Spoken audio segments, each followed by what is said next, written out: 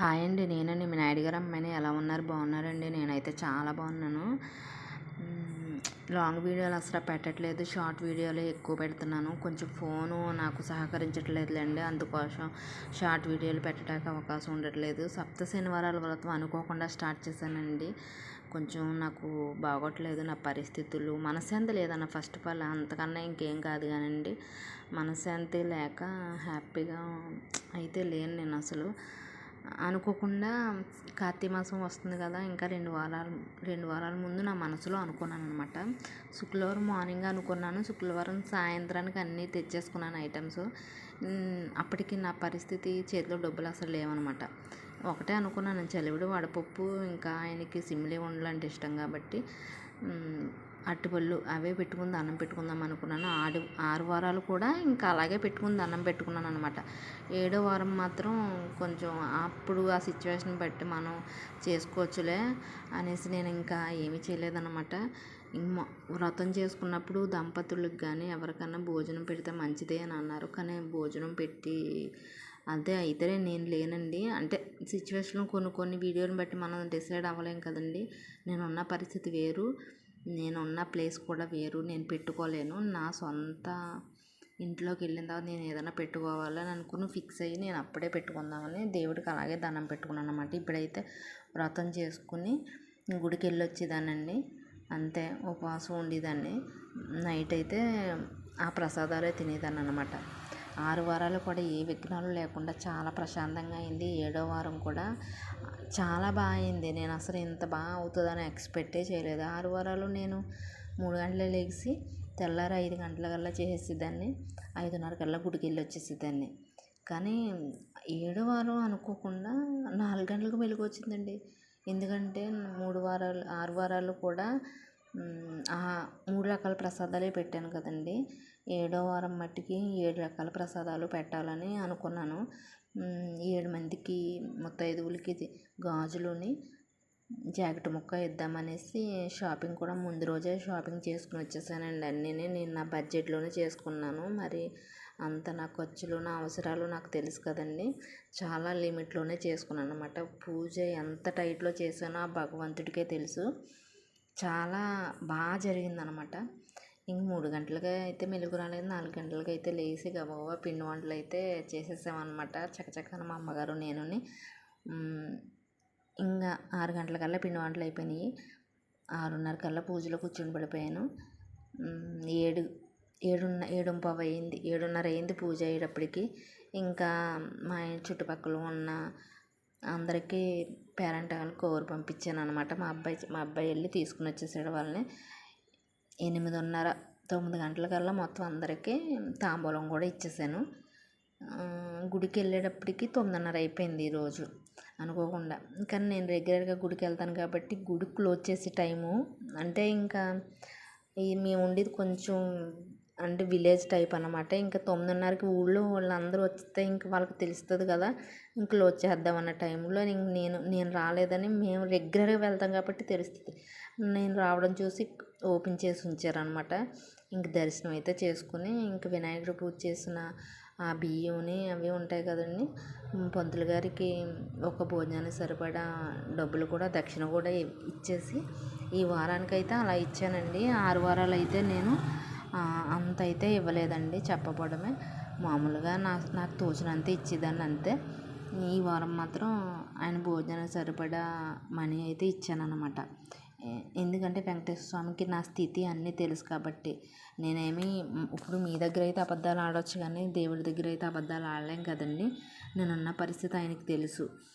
ఇప్పుడు అన్నీ బాగుంటే నేను అనుకున్న కోరిక తీరితే నెక్స్ట్ టైం నేను ఎంతకన్నా బాగా చేసుకుంటాను అనేసి నేను అనుకున్నాను అనమాట. ఒకటి మళ్ళీ అంటే నేను వచ్చేరాను పూజ చేశాను అని దేవుడికి అయితే దండం పెట్టుకున్నాను. ఫస్ట్ టైం నేను చేశాను 7 వారాల వ్రతం, వైభవలక్ష్మి వ్రతం, ఇవన్నీ కుబేర వ్రతం, ఇవన్నీ వ్రతాలు చాలా చేశాను, కానీ ఎప్పుడు నేను 7 వారాల వ్రతం అయితే ఎప్పుడు చేయలేదు. ఏమైనా తప్పులు ఉంటే క్షమించు స్వామి అని అయితే దండం పెట్టుకున్నానండి. దీంట్లో ఏమైనా మిస్టేకులు చేశానో, తెలిసి చేసినా తెలియక చేసినా ఇంక నువ్వే క్షమించు స్వామి అని అయితే దండం పెట్టుకున్నాను ప్రతిసారిని. ఆ కోరిక అయితే నెరవేరిపోతుంది 99%. అది మీకు అతి త్వరలోనే నా వీడియో రూపంలోనే ఈ వ్రతం చేయడం వల్ల అది ఎలా నెరవేరిందో మీకు మళ్ళీ ఇంక వేరే వీడియో చేసి కూడా పెడతానండి. చాలా సంతోషంగా ఉంది. కలియుగ దైవం మన వెంకటేశ్వర స్వామి కోరిన కోరికలు తీర్చే దేవుడు కదండి. వాడపల్లి వెంకటేశ్వర స్వామి టెంపుల్కి కూడా నేను 7 వారాలు చాలా టైమ్స్ వెళ్ళాను, నడిచి కూడా వెళ్ళాను. నేను వెళ్ళిన ప్రతిసారి ఆయన నేను ఏది అడిగితే అది నెరవేర్చారు. కానీ ఒకటి, దేవుడైనా ఎవరైనా మనం ధర్మబద్ధంగా కోరుకుంటే ఆ కోరిక డెఫినెట్గా నెరవేరుతుందండి. మనం ఆ ధర్మబద్ధంగా లేదనుకోండి ఆ కోరిక, ఆయన నెరవేర్చలేరు అని మనం బాధపడకూడదు. ఆ కోరిక కూడా మనం న్యాయంగా ఉండాలి అని నేను అనుకుంటాను. మరి అందరూ ఎలా అనుకుంటారో నాకైతే తెలియదు, కానీ నేనైతే అలాగే అనుకుంటాను. మన స్తోమతను బట్టి ఆ కోరిక నెరవేరగలదా లేదా అని చూసుకునే మనం ఏదన్నా దేవుడిని అడగాలి. ఆయన దేవుడికి మనకి ఏది ఇవ్వాలో ఏది ఇవ్వకూడదో మనకు తెలుసు. అంటే కొన్ని ఆయనే చెప్పారు, నేను కొన్ని నీ తలరాతలో కొన్ని రాస్తాను, కొన్ని నువ్వు అడుగుతావా లేదా అనేసి ఆయన అన్నారు కదా. అందుకనేసి మనం కూడా మనం మానవ మాతృలం కాబట్టి కొద్దో గొప్ప మనకి ఆశ చాలా ఎక్కువ కదా. ఇప్పుడు ఈరోజు మనకు ఫుడ్ దొరికిందనుకో తినడానికి, పడుకోవటానికి ఏసీ బెడ్ ఉంటే బాగుండు, లేకపోతే ఇలా మనకి ఏదో ఒకటి దొరికితే మళ్ళీ ఇంకోటి కావాలని అనిపించుకుంటాం కదా. మానవ మాతృలో ఆశకి అంతులు ఉండవు. అందుకోసం దాంట్లో ప్రత్యేకంగా చెప్పవలసింది ఎవరికి ఏమీ లేదు. నేనైనా మీరైనా వీడియో చూస్తున్న వాళ్ళైనా ఎవరైనా సరే మనుషులకి ఆశకు అంత ఉండదు. ఎన్నో అడుగుతాం, కానీ నేనైతే అన్ని అడగలేదులేండి. 2 కోరికలు అడిగాను. ఆ 2 కోరికలు తీరిస్తే చాలు స్వామి. నాకేమీ పెద్ద పెద్ద కోరికలు అయితే లేవు. ఆ స్వామికి తెలుసు నా కోసం. మనం జరుగుతుందా లేదా కూడా ఫస్ట్ మనం ఆలోచించుకునే ఆ స్వామివారిని మన చేతుల్లో కూడా ఉంటుంది. కొన్ని మన ఇంట్లో కూర్చొని అదే అంటారు చూడు పెద్దలు, ఆకాశంలో దీపం పెట్టి నువ్వే దిక్కంటే దేవుడు ఏమైనా చేయగలడా చెప్పండి. కానీ మనం కూడా చేతులు అడ్డుపెట్టి మనం ఆ దీపం ఆరిపోకుండా మనం చూసుకోవాలి. అలాగే దేవుడు మనకు చేస్తాడని మనం దేవుడి మీదే వదిలేయకూడదు. మనం కూడా మన రీతిలో మనం కూడా కష్టపడాలి. నేను ఆ రీతిలో చాలా కష్టపడ్డాను. ఇప్పుడు నేను ఈ స్థితిలో ఉన్నానంటే ఆ వెంకటేశ్వర స్వామి, నేను కూడా కష్టపడ్డాను కాబట్టి. వ్రతం అయితే చాలా బాగా అయింది. కొన్ని అయితే నేను చాలామంది వ్రతం చేస్తున్నప్పుడు, అంటే నేను నా మనసులో మాట మీరు ఇలా చేశారని నేను అనట్లేదు. చాలామంది పిండి దీపాలు పెట్టి నామాలు కూడా పెడుతున్నారు.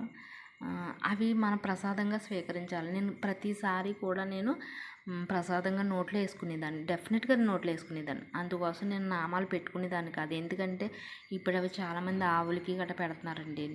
అవి పసుపు కుంకుమ వేసినవి మనమే తినము, అప్పుడు ఆవులు ఎలా తింటాయి చెప్పండి.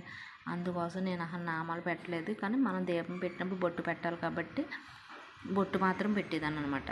కానీ దీపం వెలిగించింది అది నేను ప్రసాదంగా మాత్రం నేను స్వీకరించేదాన్ని. మరీ అంత తినలేను, కానీ కొంచెం అయితే తినేదాన్ని. అందుకోసం నేనైతే బొట్టు పెట్టలేను. దీన్ని మీరు తప్పు చేశారా అని నేను అనట్లేదు, కానీ నా మనసులో ఒపీనియన్ అయితే నేను అది చెప్పాను అనమాట. 7 మంది ముత్తైదువులకి ఇచ్చుకున్నానండి. ఇంకా 7 మందికి అయితే నేను వీడియోలు తీయడం నాకు కుదరలేదు. ఎందుకంటే వీడియో కూడా నేను చాలా తక్కువే తీసుకున్నాను. నాకు కుదరక కాదు, ఇంకా పూజ అయితే నేను చాలా భక్తిలో లీనమై చేసుకున్నాను అనమాట. ఇంకా సాయంత్రం కూడా స్నానం చేసి అనుకోకుండా ఈ చీరలు కూడా బ్లాక్ చీర, ఎల్లో చీర అనుకోకుండా ఇంట్లో ఎప్పుడో 2 నెలలు అయింది తీసుకుని. చాలా ఈ పూజకి బాగా సెట్ అయినాయి. ఈ చీరలే కాదు, ఆల్రెడీ ఇంకా ఫస్ట్ వారం కూడా నేను ఎల్లో బ్లాక్ కట్టుకున్నాను. బ్లాక్ ఎక్కువ మిక్స్ అయింది డాక్టర్ పంతులు గారు నన్ను నా జాతకం ప్రకారం బ్లాక్ చీర కట్టొద్దు అన్నారన్నమాట. కానీ అనుకోకుండా ఎప్పుడో తీసేసుకున్నాను. ఇప్పుడు కలిసి వచ్చింది. ఇదండి ఈరోజు నా ఫుల్ వీడియో.